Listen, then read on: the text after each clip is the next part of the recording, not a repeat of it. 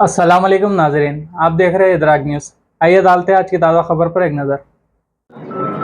ఎన్నికైనప్పటి నుంచి కూడా అందరినీ కూడా కలుపుకొని పోయిండు. ఆయనకున్న విస్తృతమైన సంబంధాల దృష్ట్యా ఈ పార్టీ ఆ పార్టీ అని భేదభావం లేకుండా ఈ కౌన్సిల్ని సమర్థవంతంగా అర్థవంతంగా ప్రగతిపూర్వకంగా నడిపించిండు. గతంలో మన చైర్మన్లు ఎటువంటి దార్శనికతను దూరదృష్టిని ప్రదర్శించిండ్రో వారి అడుగుజాడల్లో ఈ ఒక్క సంవత్సరం చైర్మన్గా చేసిన మిత్రులు ఆనంద్ కుమార్ గౌడ్ గారు కూడా అంతే ఎఫిషియెంట్గా మహబూబ్ నగర్ పట్టణానికి సేవలు అందించిండ్రు. కౌన్సిలర్స్ అందరూ కూడా మా చైర్మన్ గారికి వైస్ చైర్మన్ గారికి పూర్తి సహాయ సహకారాలు అందించిండ్రు.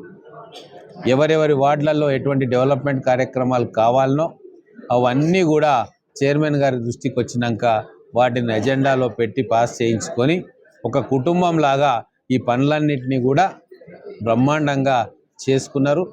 చైర్మన్ గారి పనితీరును పట్టణ ప్రజలందరూ కూడా హర్షిస్తూ ఉన్నారు. భవిష్యత్తులో ఇటువంటి సేవనే మహబూబ్నగర్ పట్టణానికి అందించాలని చెప్పి మా వంతుగా మేము వారిని కోరుతూ ఉన్నాము. ప్రతిపక్షంలో ఉన్న కౌన్సిలర్స్ కూడా మంచి సహాయ సహకారాలు అందించింది. సంవత్సరం క్రితం ఉన్న పరిస్థితి వేరుండే.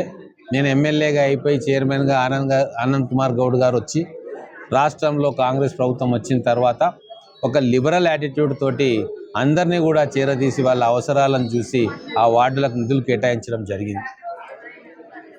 మా ఉద్దేశాన్ని అర్థం చేసుకున్న అందరు కౌన్సిలర్లు సంపూర్ణంగా సహకరించిండ్రు. మా చైర్మన్ గారికి సహకరించిండ్రు, మాకు సహకరించిండ్రు. ఉన్న బడ్జెట్ను అన్ని రకాలుగా అన్ని వార్డులలో ఉపయోగించుకున్నారు.